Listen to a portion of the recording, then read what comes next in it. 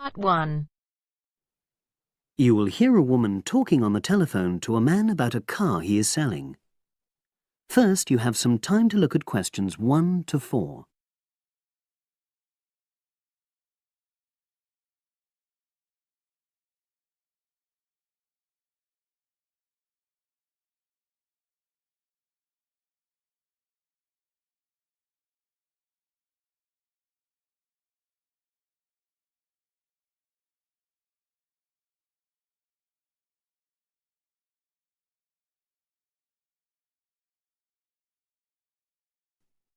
Now we shall begin. You should answer the questions as you listen, because you will not hear the recording a second time. Listen carefully and answer questions 1 to 4.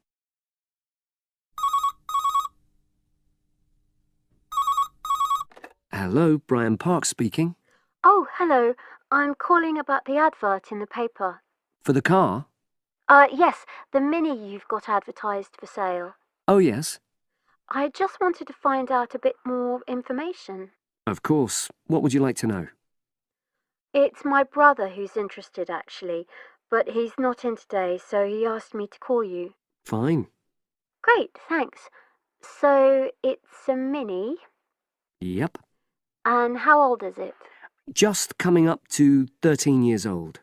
And I seem to remember from the ad that it's grey. That's it. Doesn't show the dirt.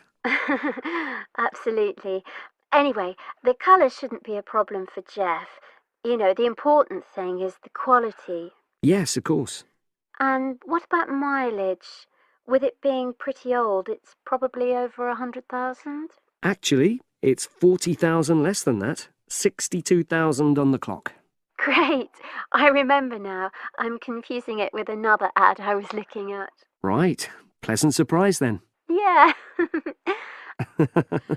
Have you been the only owner, or was there a previous one? I'm the second one. Before, it was owned by a teacher who was a very careful driver. Didn't have any accidents.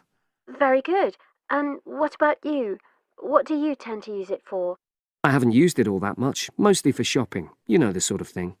So not much wear and tear. I'll make a note of that. I know Jeff wanted me to check that. Right. Before you hear the rest of the conversation, you have some time to look at questions 5 to 10.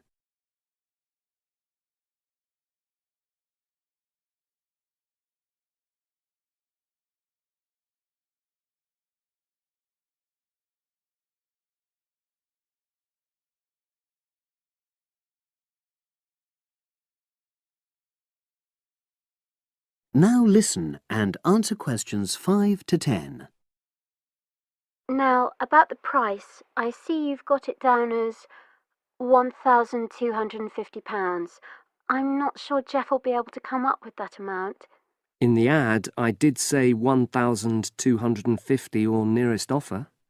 So would you be prepared to go down to 1,000? That's really too low, I'm afraid. 1,100? I might be able to go to that. OK, I'll make a note of that. What about tax? Is it due soon? Got another 5 months before it's due. Oh, that's a real plus, yes. I'll make a note of that. OK. Now, you say it's in good condition. For its age, I'd say yes, definitely. It's just been serviced and there were no major problems. Major. I'd be able to show you the service report. The only thing is, you'd have to get a new tyre in the near future. Though it's still okay, you know. It's certainly absolutely safe at the moment. OK, fair enough. Yes, I understand. And the garage also mentioned that one headlight could probably do with replacing. They think there's a fault there, you know, intermittent. Well, we'd obviously look at all the documents, but that sounds very straightforward. Of course. I've got all the service documents up to date and you can look at those. Well, it all sounds pretty good, and I know my brother will be interested, so would it be possible for him to see the car? He's back from his trip tomorrow and away tonight, so how about tomorrow? Tomorrow? Wednesday? I'm afraid that's not possible. I'm out pretty much all day. Well, Thursday then? That'd be fine, yeah. In the morning? Yes, that'd suit me perfectly. Great. Now, you'll need my address. Oh, yes, of course. What is it? It's number 238, 238? London Road. Oh, that's easy enough. Yes, very straightforward. So I'll pass on these notes to Jeff, and he'll see you in a couple. That is the end of part 1. You now have half a minute to check your answers.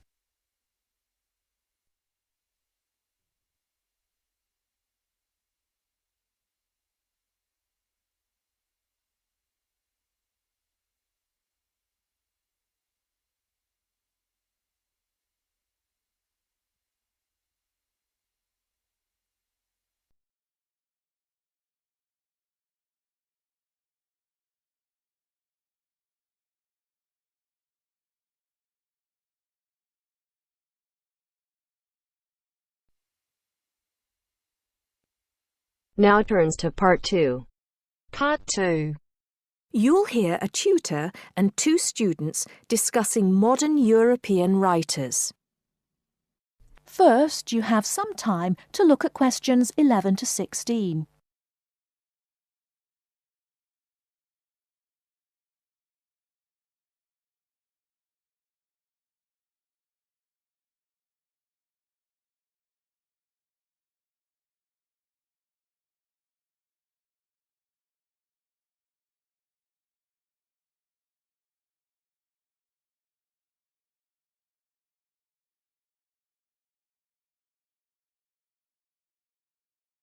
Now, listen carefully and answer questions 11 to 16. Okay, so to continue our look at modern European writers who have focused on the future in their work, today we're talking about H.G. Wells. Last week, I asked you both to do some background research on Wells, which we're going to discuss now. Gitanjali, tell us about H.G. Wells. Right. So, H.G. Wells was a hugely successful British science fiction writer, writing at the end of the 19th and the start of the 20th century, and much of his work focused on predicting the future. Jason, do you think Wells was just using the future as a narrative device in his fiction? No. He really believed we can predict the future. In fact, he gave a speech at the Royal Institution in London in 1902 called The Discovery of the Future. And the point he was making was that by looking at what you know about the present and about science, it's quite possible to predict the future. Indeed. Gitanjali, do you think Wells was always optimistic in his predictions? Not at all. In fact, he varied in his predictions from being extremely pessimistic about the future to being optimistic. Interestingly, one theory I read links the attitude in Wells's work to his own health. When he was writing The Time Machine, which was published in 1895, he'd just been diagnosed with an incurable fatal disease. Not surprisingly, the book is very pessimistic, being about a dystopia in the future, a long time in the future, the year 802-701 in fact, where there are 2 races on Earth, the Morlocks and the Eloi, and the Morlocks actually eat the Eloi. I thought it was interesting, though, that it was H.G. Wells who actually came up with the phrase time machine. So despite being pessimistic, the work has had a lasting effect on our culture. Right. After The Time Machine, though, H.G. Wells didn't die, of course, and his recovery might be why he began to be a bit more optimistic about the future. So that brings us to his first utopia, Anticipations. Jason, tell us about that. Well, Anticipations, or to give it its full title, Anticipations of the Reaction of the Mechanical and Scientific Progress upon Human Life and Scientific Thought, was published in 1901 and was set in the New Republic of the year 2000. Some of the things Wells predicts are fairly close to our reality today, including 24-hour news, global telecommunications, and even a European Union. We'll come back to the accuracy of Wells's predictions a little later. Gitanjali, how was Wells's work received at the time? Well, although Wells was extremely successful, not everyone respected his work or his predictions. Another well-known science fiction writer, Jules Verne, viciously attacked him for works such as The First Man in the Moon, which Verne argued weren't rooted in scientific fact at all. That's right. Now, Wells wrote a number of other utopian visions of the future. Jason? Yes, in A Modern Utopia, published in 1905, his vision was of a world where there's no private property, where everyone has access to wonderful healthcare, and interestingly, where everyone's personal information is stored on cards in a central database outside Paris. Apart from the healthcare, I'm not sure everyone today would see that as a positive view of the future. Neither am I.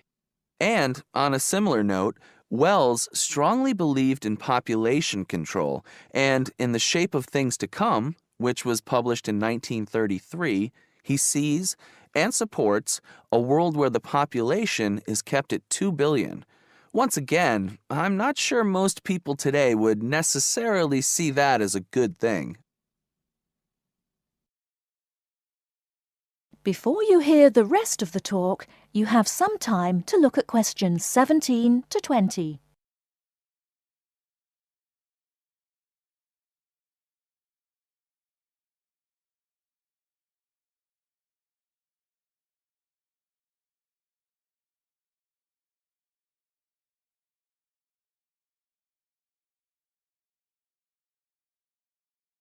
Now listen and answer questions 17 to 20. Gitanjali, in your research, did you come across anything about the world brain? Yes, I did. It's actually very interesting. Throughout the 1930s, Wells predicted and supported the setting up of a huge world encyclopedia. And towards the end of the decade, in 1938, he wrote a series of essays called World Brain. In these essays, he called for the world to make use of modern technology to create an enormous global encyclopedia so that all our knowledge is available to all people, not just an educated elite. Wells envisioned this as probably being on microfilm. He thought it would allow anyone, anywhere in the world, to look at any book or any document. He also thought it would be created by everyone, once again, not just by an elite. Yes, and as you can imagine, many people today say that the internet has basically fulfilled his prediction. Of course, it doesn't use microfilm, but essentially, it does meet all Wells's main requirements.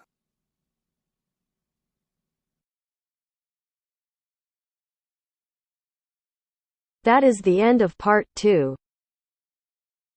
You now have half a minute to check your answers.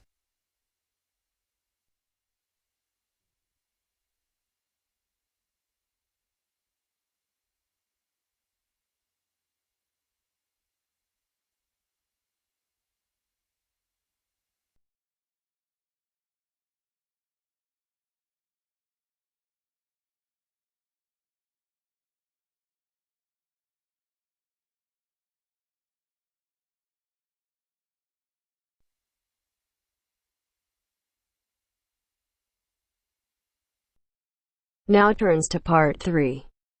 Part 3. You will hear two conversations.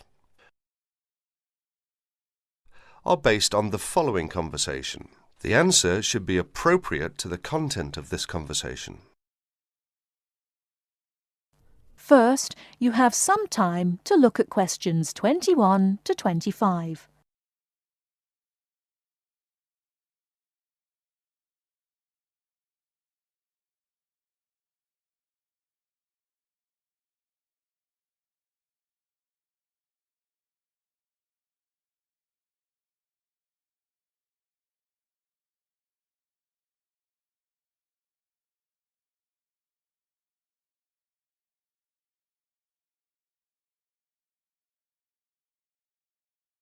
Now listen carefully and answer questions 21 to 25. Oh, hi Dave. Long time no see. Hi, Maria. I just settled down. I thought I'd drop by. Come on in, take a seat. Would you like anything to drink? I have Sprite and orange juice. Sprite would be fine. Oh, so how have you been? Oh, not bad. And you? Oh, I'm doing okay, but school has been really busy these days, and I haven't had time to relax. By the way, what's your major? Hotel management. Well, what do you want to do once you graduate? I haven't decided for sure, but I think I'd like to work for a hotel or travel agency in this area. How about you? Well, when I first started college, I wanted to major in French, but I realised I might have a hard time finding a job using the language, so I changed my major to computer science. With the right skills, landing a job in the computer industry shouldn't be too difficult. So, do you have a part-time job to support yourself through school? Well, fortunately for me, I received a 4-year academic scholarship that pays for all of my tuition and books. Wow, that's great. Yeah, how about you? Are you working your way through school? Yeah, I work 3 times a week at a restaurant near campus. Oh, what do you do there? I'm a cook. How do you like your job? It's okay. The other workers are friendly and the pay isn't bad. Before you hear the rest of the talk, you have some time to look at questions 26 to 30.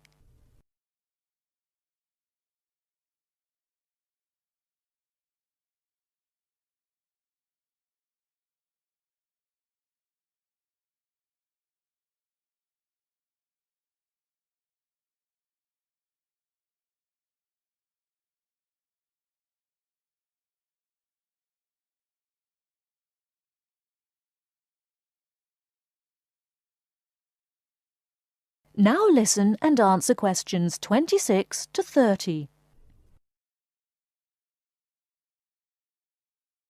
Several days later, Dave and Maria met on campus.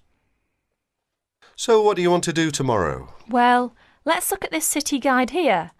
Here's something interesting. Why don't we first visit the art museum in the morning? OK, I like that idea. And where do you want to have lunch? How about going to an Indian restaurant? The guide recommends one downtown, a few blocks from the museum. Now that sounds great. After that, what do you think about visiting the zoo? Well, it says here that there are some very unique animals not found anywhere else. Well, to tell the truth, I'm not really interested in going there. Yeah, why don't we go shopping instead? There are supposed to be some really nice places to pick up souvenirs. No, I don't think that's a good idea. We only have a few traveller's checks left, and I only have $50 left in cash. No problem. We can use your credit card to pay for my clothes. Oh no, I remember the last time you used my credit card for your purchases. Oh well, let's take the subway down to the seashore and walk along the beach. Now that sounds like a wonderful plan. That is the end of part 3. You now have half a minute to check your answers.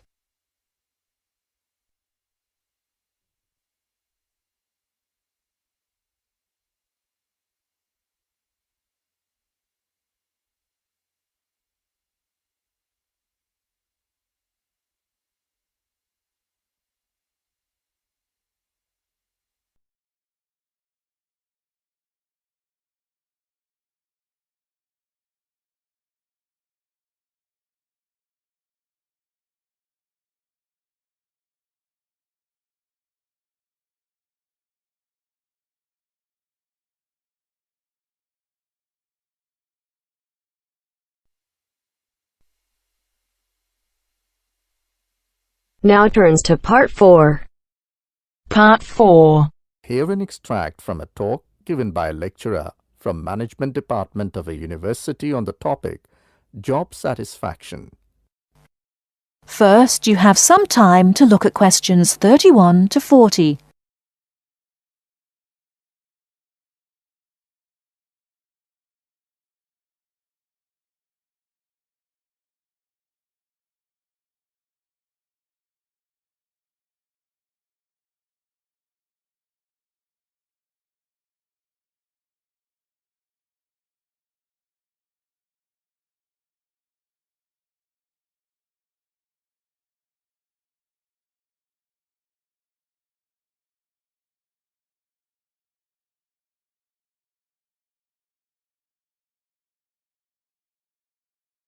Now listen carefully and answer questions 31 to 40.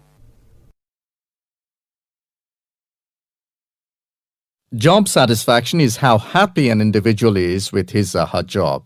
Scholars and human resource professionals generally make a distinction between affective job satisfaction and cognitive job satisfaction. Affective job satisfaction is the overall extent of pleasurable emotional feelings individuals have about their jobs and is different from cognitive job satisfaction, which is the extent of individual satisfaction with particular facets of their jobs such as pay, pension, arrangements, working hours, and numerous other aspects of their jobs. At its most general level of conceptualization, job satisfaction is simply how content an individual is with his or her job. Affective job satisfaction is usually defined as a one-dimensional, subjective construct representing an overall emotional feeling individuals have about their job as a whole. Hence, affective job satisfaction for individuals reflects the degree of pleasure or happiness their job in general induces. Cognitive job satisfaction is usually defined as being a more objective and logical evaluation of various facets of a job.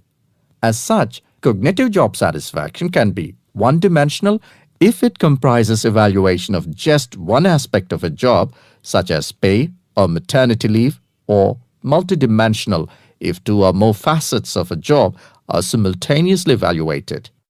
Environmental factors. One of the most significant aspects of an individual's work in a modern organization concerns the management of communication demands that he or she encounters on the job. Demands can be characterized as a communication load. Individuals in an organization can experience communication overload and communication underload, which can affect their level of job satisfaction. Communication overload can occur when an individual receives loads of message in a short period of time, which can result in unprocessed information, or when an individual faces more complex messages that are more difficult to process. Due to this process, given an individual's style of work and motivation to complete a task, when more inputs exist than outputs, the individual perceives a condition of overload which can be positively or negatively related to job satisfaction. In comparison, communication underload can occur when messages or inputs are sent below the individual's ability to process them. According to the ideas of communication overload and underload, if an individual does not receive enough input on the job or is unsuccessful in processing these inputs, the individual is more likely to become dissatisfied, aggravated, and unhappy with their work that leads to a low level of job satisfaction. Superior subordinate communication. Superior subordinate communication is an important influence on job satisfaction in the workplace. The way in which subordinates perceive a superior's behavior can positively or negatively influence job satisfaction. Communication behavior such as facial expression, eye contact, vocal expression, and body movement is crucial to the superior-subordinate relationship. Nonverbal messages play a central role in interpersonal interactions with respect to impression formation, deception, attraction, social influence, and emotional bonding. Individuals who dislike and think negatively about their supervisor are less willing to communicate or have motivation to work, whereas individuals who like and think positively of their supervisor are more likely to communicate and are satisfied with their job and work environment. A supervisor who uses nonverbal immediacy, friendliness, and open communication lines is more likely to receive positive feedback and high job satisfaction from a subordinate. Strategic employee recognition. Employee recognition is not only about gifts and points. It's about changing the corporate culture in order to meet goals and initiatives, and most importantly, to connect employees to the company's core values and beliefs. Strategic employee recognition is seen as the most important program, not only to improve employee retention and motivation, but also to positively influence the financial situation. The vast majority of companies want to be innovative, coming up with new products, business models, and better ways of doing things. However, innovation is not so easy to achieve. A CEO cannot just order it and so it will be achieved. You have to carefully manage an organization so that over time, innovations will emerge. Individual factors. Mood and emotions form the effective element of job satisfaction.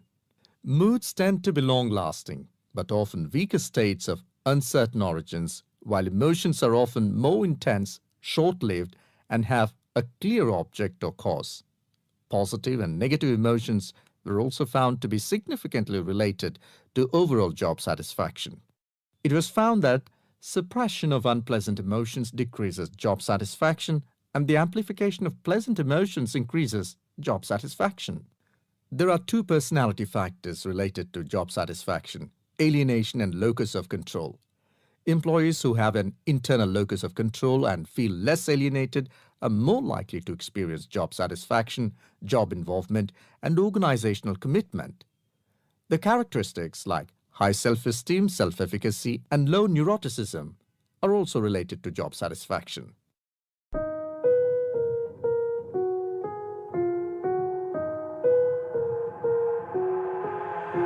I've got an itch I can't scratch, I'm missing a piece that completes a whole part of me, an open wound scar to see. Everybody come here, gather round, welcome to the freak show, the best in town.